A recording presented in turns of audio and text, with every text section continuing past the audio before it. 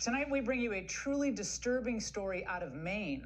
A social worker at the Great Salt Bay Community School is accused of secretly trying to transition a 13-year-old girl, even giving her something called a chest binder, which is used to flatten breasts. Now, the counselor named Sam Roy reportedly told the girl that he wouldn't tell her parents and that she shouldn't either. Now, when the girl's mother then demanded answers, she says that the school defended the social worker and then claims the school had already started to referring to her daughter by a different name and then used different pronouns with her. She yanked her daughter from the school, but the counselor still works there. Isn't that lovely? Joining me now is that mother, Amber Levine. She's also the owner of Break of Day Mental Health Group. Also here with her is her attorney, Adam Shelton from the Goldwater Institute. Amber, what does it say to us as a country that the school hasn't done anything to address this situation and keeps this social worker in place? What do people need to know about this case that I'm somehow missing? Well, I think that it says that we as parents no longer are in charge of our kids. It's scary, really. I mean, Adam, parental rights, they're broad, and they tolerate only intrusions that are completely necessary to protect the health and safety of children, according to, all the laws that I'm aware of. So does this now qualify? Yeah, parents' rights are very broad, and that's why we at the Goldwater Institute have sent a letter to the school demanding that they, one, launch a full investigation into what happened here, and two, change their policy to mandate that the school tell all parents whenever the school makes a decision that directly affects the mental health or physical well-being of their children. Parents do have a 14th Amendment right to control and direct the education, upbringing, and healthcare decisions of their children, and it seems like that right isn't being respected here in Maine. Now, Amber's daughter her name was brought up at yesterday's school board meeting, or the case, so look at how they handled this. Who among us did not feel like an alien in our own bodies in early adolescence? Putting kids on a path of gender transition. Thank you so much. Your time is up. I'm very, very concerned about this little girl that had a chest binder. I'm going to ask that we stick to issues at hand and not do speculation around health and well-being at this board meeting. It's not germane to education. What was your response to what they said, that this is not germane, relevant to the overall discussion of education? I think the entire meeting was pretty disgraceful. I encourage anybody to hop on YouTube and take a look at the video. We'll post it. Sam Belknap. Yeah, please do. Sam Belknap and Jesse Butler in particular, throughout the entire meeting, anybody who spoke in defense of my family and what happened to my family, they were shrugging their shoulders, they were sighing. Jesse Butler picked his phone up twice while people were making public comment. He spoke at one point while somebody was making public comment.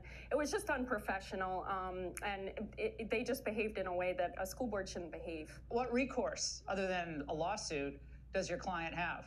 We are prepared to file a lawsuit in federal court alleging that the school, by shutting Amber out, has violated her 14th Amendment right to control and direct the education, upbringing, and healthcare decisions of her children.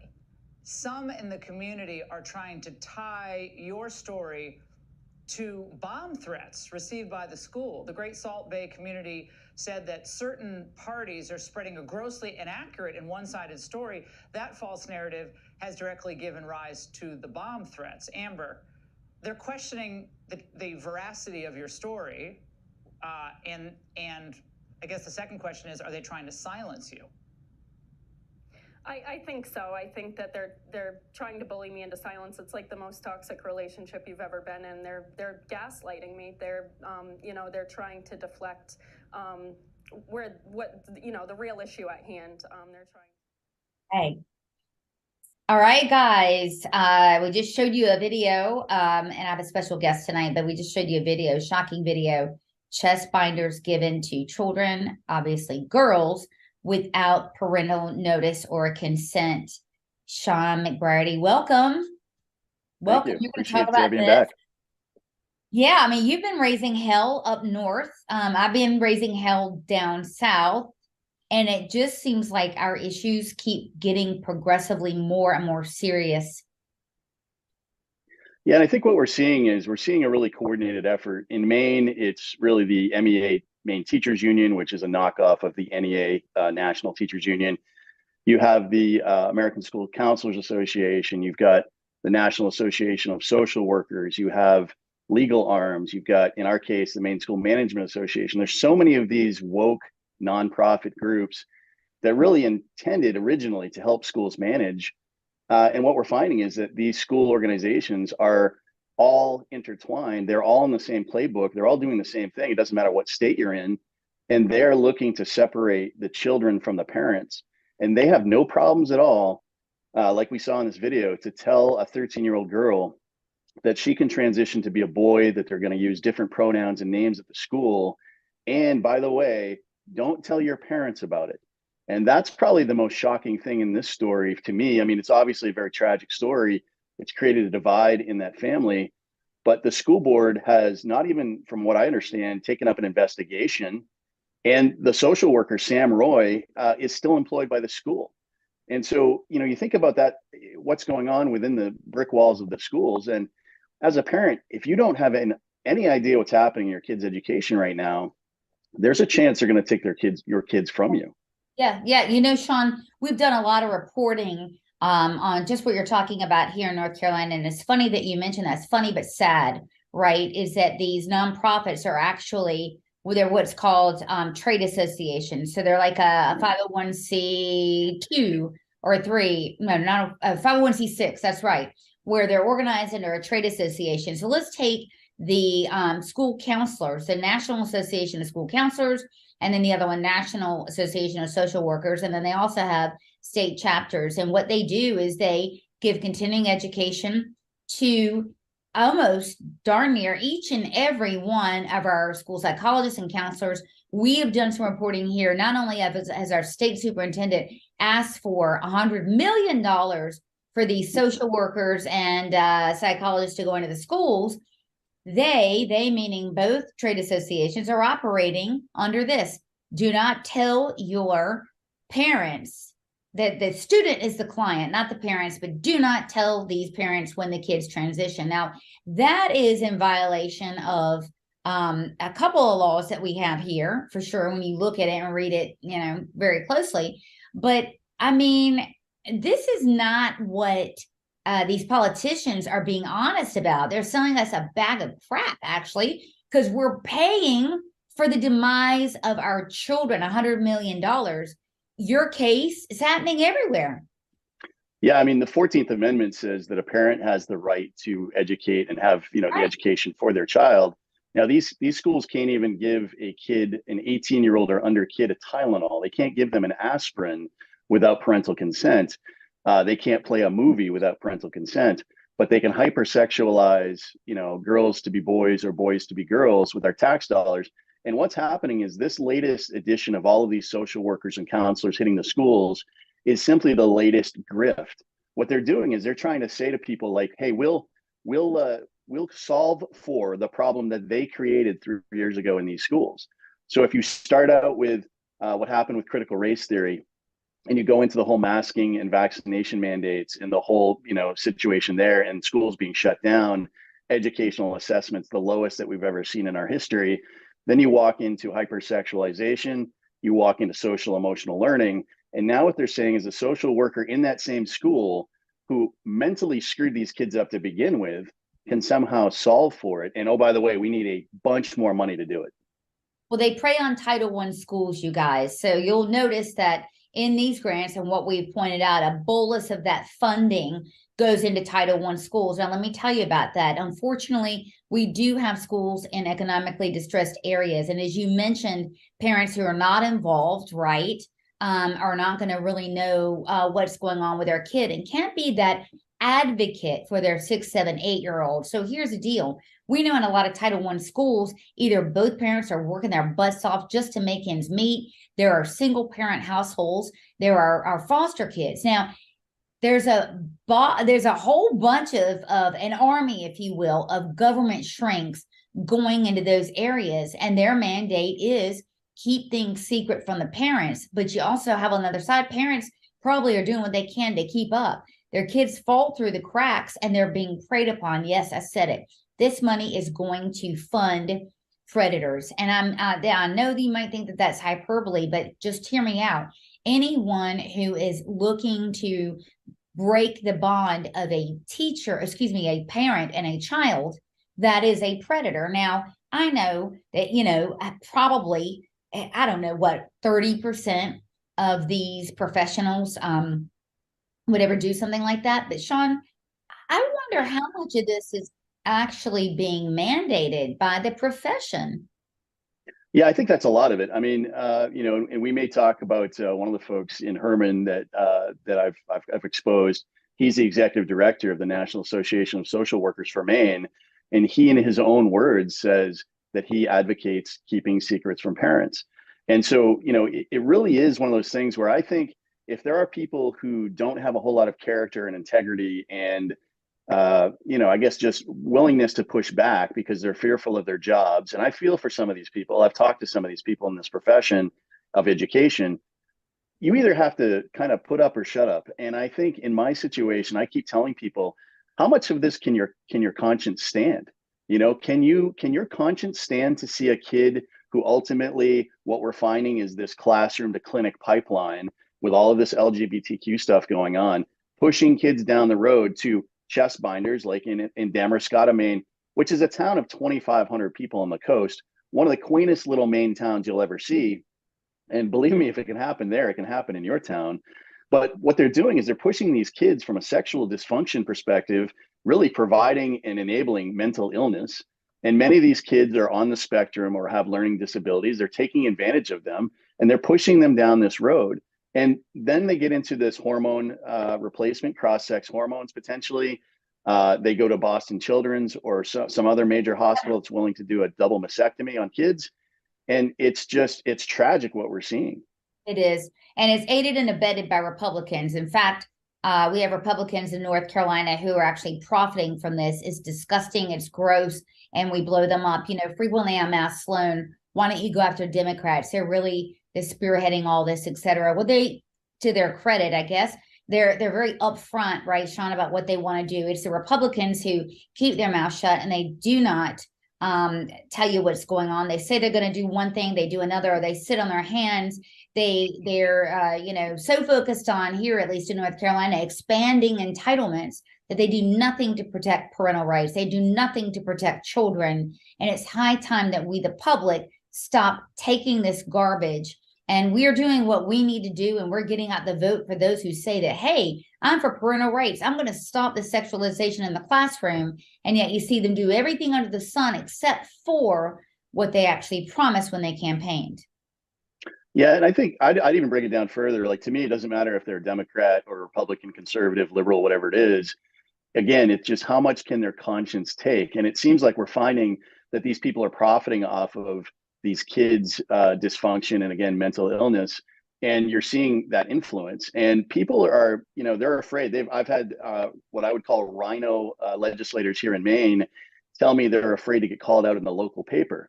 And to me, Sloan, that's a badge of honor. Anytime they call me up in the paper, I know I've hit a home run because I'm dropping truth bombs over the target. But those people that are in this culture war who still don't understand it's a culture war and we're getting our ass handed to us, yeah, they're not the right people for these positions. And you gotta bounce them out.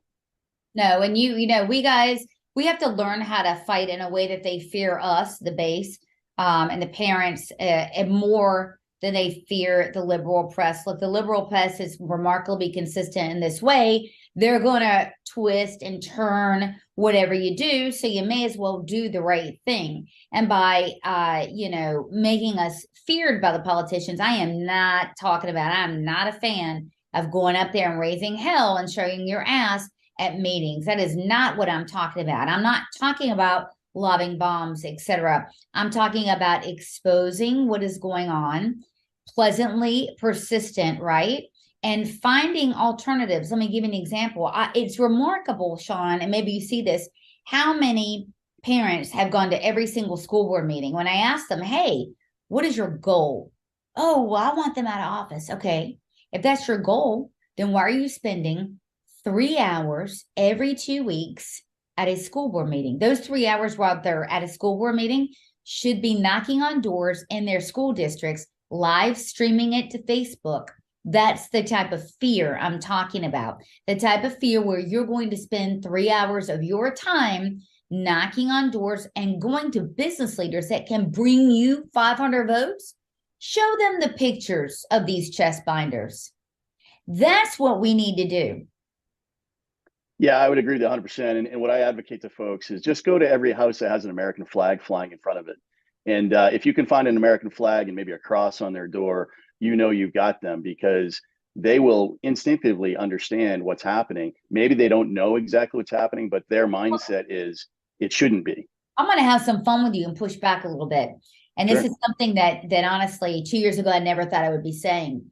But a lot of times I'm finding that some folks that are for immigrants here, they're legal immigrants. They appreciate this country and have stronger conservative values than the folks that you would think would have an appreciation for that. Let me give you an example.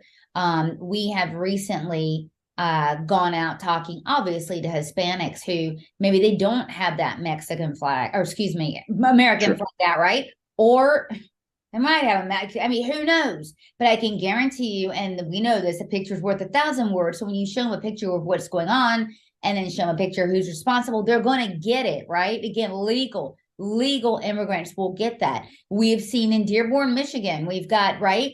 How was it, 1,000 legal, I believe, Muslim immigrants were very against this. And now we have 4 or 5 representatives that are members of the Republican Party up there in Michigan with the same values as you and me. And the best part is they're also fiscal conservatives. So I wonder if we need to stop looking to the usual suspects. That's, churches and folks that show up at precinct meetings. And we need to start really, again, you showed that video that we just showed you, well, you guys, I mean, you're going to be hard pressed to find an Asian family that likes that, or, an Indian family. It won't matter I agree with you 100%. It doesn't really matter on their nationality. It's really about family values. And so what we're seeing across the country is the liberal mechanism in these schools is to divide the family unit, regardless of their background or their philosophy, religion, skin color, any of those things, even sexuality. And then that's how they're breaking down and really destroying America from inside, from our youth. And so what their goal is for every June to graduate little socialist Democrats out of high school. And it's been progressively working over the last few decades. Now they've turned that dial up to 11 the last 2 or 3 years. But I would agree with you 100%. It doesn't matter necessarily what the flag is. I think I was trying to, whatever patriotic version that they have, whether or not it's from a country that they legally came across from, or being here for generations, it's trying to then find out, hey, from a parental perspective, is this something that you think should be happening in schools? And I think 9 out of 10 people will say no. The problem is, even in Maine, and I say this all the time, and this isn't egotistical, 10 million people have seen me on television across the world, Sloan, but 90% of my own state has no idea what I'm talking about. Yeah, no, exactly. And that's what I'm saying. I think that we've, as parental rights people have been in our own corners, right? And we've been like, okay, we're going to pick the people that we just instinctively know will care about this issue, et cetera. But I think the 2022 election showed that in some areas, at least, we got it wrong, right? We have in this country, and with parents, we know that we have a shared destiny. We may not have a shared values in a lot of these things, but I can tell you, we have a shared destiny. We want to make sure our children stay our children from now until, we pass away. And we know that, to your point, the left wants for kids to cleave and leave as early as possible, and nobody wants that. Yeah, and really to put the button on the on this Damascotta chestbinder story, again, a town of 2,500 people, a very small, tight-knit community. The mom has been attacked, as you heard in that video. 30 teachers showed up when she gave her public comment back in December in red, in solidarity, to try to basically bully her. and Make Her Afraid, almost the brown shirts of the 1920s and 30s, Nazi Germany. You now have red shirts, union teachers showing up in solidarity for the social worker who sexually transitioned a kid. Secondarily, she's been on Ingram Angle, Fox and Friends, and 2 Newsmax shows, and yet not one local Maine media outlet will cover the story. And on the Maine Source of Truth Rumble page, her 3 minutes comment, public comment, have been seen 350,000 times without any local coverage, except for Steve Robinson in the Maine Wire, who is the only one willing to cover some of these stories. So it's really hard to get the voice out, and I really appreciate what you're doing, because at the end of the day, we're all trying to expose what's going on to a greater audience. Yeah, we definitely are. I mean, look, and again, it's when, I tell people this all the time, when politicians fail you, we will never fail you. People like you, people like me, right? I mean, we're just trying to do the right thing. I'm here for the kids, and, that's what it's all about. So, the last thing that I'm going to get to is and I'm going to play a little bit of the video coming up, and tell people what it's like, presenting the ridiculousness of the behavior of some public officials, not all, but some. Sometimes that can go a long way towards making changes. So let's watch that clip now. Okay, let's talk about what we just saw. So yeah, go ahead. No, you first. Well, so I think I try to coin phrases that I think will have a hook to some people, and they've got some edge to them. But one of the things that I've been talking about is there are educational terrorists running our schools at this point. There are paid, liberal, taxpayer-funded activists, running our schools. And in this case, I mentioned earlier the classroom to clinic pipeline. We really have in Herman, Maine, the town that's suing me for my First Amendment rights. We're going to win this lawsuit here shortly. The judge has just been delaying it. But what I did was, I think I may have reimagined a way for parents that maybe have a little bit of nervousness when they get up to do public speaking. Simply record your public comment in your phone for 3 minutes or however much time you have. Go to the podium and press play, and just let your words carry at the microphone. Now, not everybody's going to be able to do that either, but what I did was I tried to use this person's own voice against them. And so this gentleman's name is Chris McLaughlin. He is the executive director of the National Association of Social Workers for Maine. He is a counselor. He's made $20,000 off of 2 school districts, essentially selling his LGBTQ grift. And that's his push. So not only is he a Herman School Board member, he is the executive director of the social workers group, and he has a consulting business which sells LGBTQ. So a complete conflict of interest. And what we did was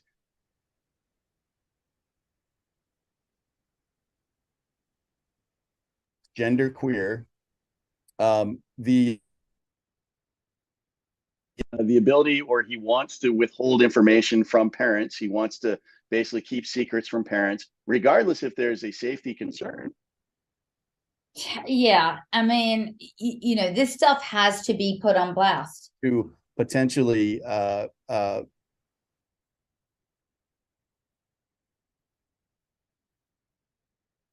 So you're going in and out. Guys, that happens to me all the time. You know what happens is I've got my headphones around. Is it your headphones? That happens to me too. Let me grab them real quick. Hold on. That happens to me all the time. What I do is, especially on the phone. You ever been on the phone and you're like, really, you're talking and you're getting into it, etc., and you realize you spent 3 minutes with your headphones? Yeah, I don't know why. It seems like it loves to just switch back and forth here. But hold on. It might be, the FBI, and they may, they may be upset that we're talking about this stuff here. I know. I'm not paranoid. Where did I leave off? I don't remember. I mean, this guy, he's head of the social worker union, yeah, and he did an incredible amount of grift. Do it again. You know what, Shawn? We've got that going on here too, where, I mean, they own the problem and the solution, the hot dog and the bun. Yeah, there's no doubt. And again, I'm calling this guy a child mutilation advocate. This is something that Alvin Louis and Courage is a Habit has kind of coined. And again, what he's saying is his favorite book is Gender Queer, the worst graphical book that's out there right now. Yes. A book that doesn't deserve to be in any publicly funded library. If parents want to buy it, they can. Nobody's trying to ban books. It's all about age appropriate content and parental control. But that's his favorite book. So that gives you an indication of how warped this guy is. Secondarily, he is the executive director of the National Association of Social Workers for Maine, and he's a school board member, and he is a counselor who sells his trans grift to other school districts. He's made $20,000.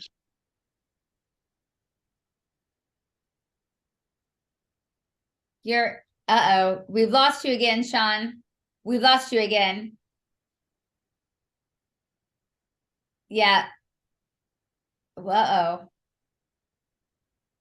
That, guys, that happens to me all the time. Do we have you now? No, we don't have you. Yeah, I'm not. There we go. Can you hear me now? Yeah, okay, great. Yeah. It's not as great without the earbuds, but we'll go with it. I know. Listen, mine are right here. You know, I have to pick my battles with technology. Yeah, no, what can I say? Yeah. All right, I'll do it again. All right. Take two. Yeah, lead me into a question, and then I'll go through it. Yeah, no, I mean, what you're saying is that, look, we've got to do battle against these folks, and they're really, I think what you're saying is that these are vicious pariahs that are out profiteering on our children, and it's incumbent upon each of one and every one of us to expose, because looky, I mean, in this business, Shawn, we've known each other for a long time. We've been through a lot of things, a lot of attacks, and you got to have thick skin and a strong stomach. Most people have thin skin and a weak stomach, right? I mean, you got to really, yeah. I mean, and so, you know, a lot of times, and I tell folks, because again, like I said, we put people into office now, right? That's part of what we do, and yeah, you got to be able to you know, respectfully, obviously, but make your opinions known in a way that's going to get results. And I always tell people, you can either, you know, we can have a conversation, or I can get louder or take a bigger platform or whatever. And it's just what we have to do. Right. And I tell politicians always, you know, you guys want to, don't assume that every school board member, to your point, Democrat or Republican, is your enemy. Don't assume these people don't know. Don't assume that. Have a conversation, etc. But invariably, you'll find, right, that you have to get louder. You have to use a more a robust platform, if you will, to expose this stuff, etc. But have for yourself, activists, have that triage, right, where you're able to, I'll try this, I'll try that, and then I'll pull the pin out of this baby. Yeah, and we're making this up as we go along. I mean, that's part of it. There's no binder that tells us what the best way to communicate is. You said binder again. Yeah, right. Yeah. The real problem is, I think that some parents, it takes 2 or 3 iterations for them to understand really how bad it is in these schools, because they don't want to believe it. And when they start to believe it, Sloan, what they're going to have to do is they're going to have to make a life-altering decision to pull these kids out of their school once they find out how bad it is. So it's really sort of opposing forces for that parent. They don't want to mess up their perfect life or their social value within the school district. But then once they find out what's going on, it's horrible. Yeah. And again, you know, the kids have anxiety and depression and thoughts of suicide like we've never seen before. Meanwhile, the educational assessments are in the toilet, and we're spending more taxpayer dollars to get worse results. And so it is really a horrific thing. But I would just say in this case, the Chris McLaughlin, the school board member, he got up and left after he heard his own voice, after he heard his own words. He left the room because he didn't want to hear it. And so, you know, there was probably 25 people in that school board meeting, and I think there's some, you know, 8,000 people that live in the town. So how do you get that voice to be stronger or higher without crossing the line? Well, in this case, I figured I'll just use his own words against him. Well, I mean, that was perfect. It's like, you know, when Medusa sees the mirror, right, or her self-reflection in the water, yes. Right? I mean, it's, you know, a tale old as the hills. But yeah, and so that's what we want to leave you guys with, is that we, you know, we're still here, we're still moving. on our front, we are actually putting candidates into office, and that's already bearing fruit, right? You're continuously, I'm just so impressed with you, Shawn, because you're just taking it up the next notch and the next notch and next notch with, when Shawn says something, everyone listens, right? You're on every show, you're everywhere, and you raise these issues. To your point, no one's going to cover it in Maine in your local press. You got to raise it outside of that. So, we're definitely not going anywhere. And I think you hit the nail on the head. So, what I say to parents is parents are part of a 3-act play, in my opinion. And the first act is exposure. And we're kind of stuck there because not enough people know. There's not enough critical mass yet of people who understand. There's more and more every single day, as you and I are finding.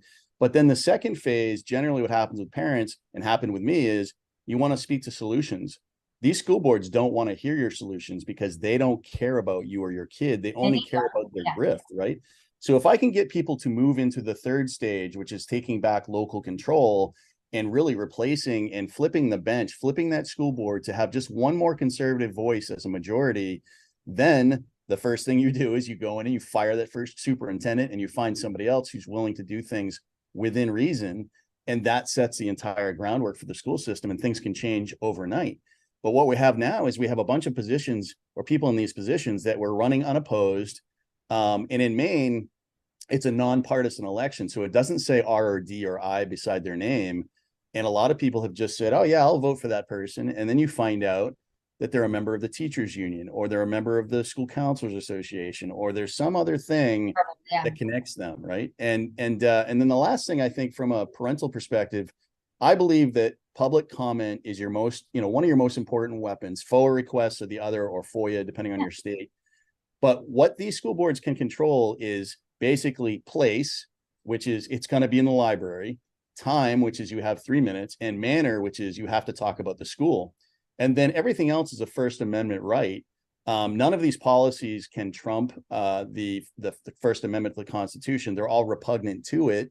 And really, the only two things you can't do is incite violence, and you can't use actual obscenities. Beyond that, I would advocate push the envelope, talk about the teacher who's grooming kids, talk about the teacher who has the LGBTQ flag in her Spanish, right? And really start to raise the awareness of this. And that's what gets more parents concerned. Yeah, absolutely. I totally agree. I love that standard of the things you can't do. And you can't say, because guys, you really have to be aware of that too.